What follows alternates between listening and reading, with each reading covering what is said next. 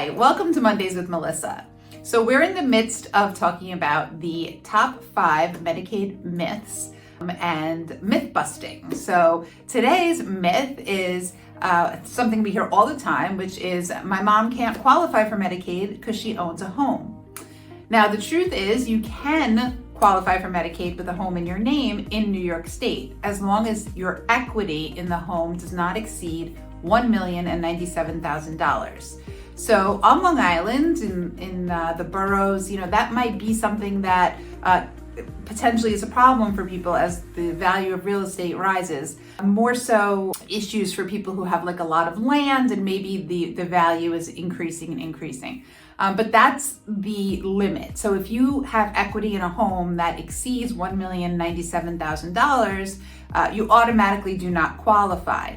Now, if you have a home in your name that's under that, the equity limit is under that, you can qualify for Medicaid with that home in your name. You could go into a nursing home, for example, and Medicaid could be paying for the nursing home because you have less than the $32,000 resource limit in your bank account, but you have this home in your name. And what Medicaid will do is they will place a lien on the home, and at the end of your life, when you pass away, Medicaid will collect back what they have paid out from your estate, where your home would pass through your estate.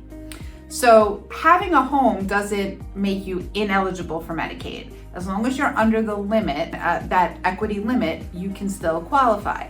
Now, really, when you look at it, when you think about it, people want to protect the home. They don't want to say, okay, let's leave this home in my name and let Medicaid put a lien on it. When I pass away, perhaps the whole value of the home will be gone to repay Medicaid. We'd prefer to work with our clients to protect that home. And the best way to do that is by putting the home into an irrevocable trust more than 5 years before you need to go into a nursing home on Medicaid. And while none of us have a crystal ball, obviously the idea is to plan sooner rather than later so that 5 years comes and goes without any major issues. So we want to set up an irrevocable trust, transfer ownership of the property. You're going to remain in your home, obviously, at that point in time, and you will be given the right to reside in that home as long as you're alive and keep all your tax exemptions. And this is done by drafting certain language into the trust, which is why it's so important to make sure that you're using an elder law attorney that is, very familiar with this type of work to make sure that the trust is drafted properly.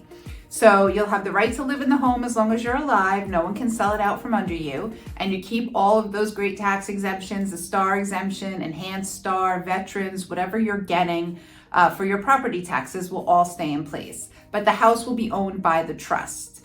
Now, if you were to sell that house, your trustees would have to be on board, of course. But you would also still, if the trust is drafted properly, you will still get your $250,000 or $500,000 for a married couple exclusion on capital gain. So the first $250,000 or $500,000 of gain will not be taxed. That's a huge benefit. And so you want to be able to retain that benefit even if the house is in the irrevocable trust. So that means the trust has to be drafted appropriately. Once the house is sold, the assets from the sale, the proceeds from the sale will go into an account in the name of that trust. So as long as everything remains in the trust throughout the whole process, those assets remain protected and that 5-year clock keeps ticking. It doesn't stop and restart.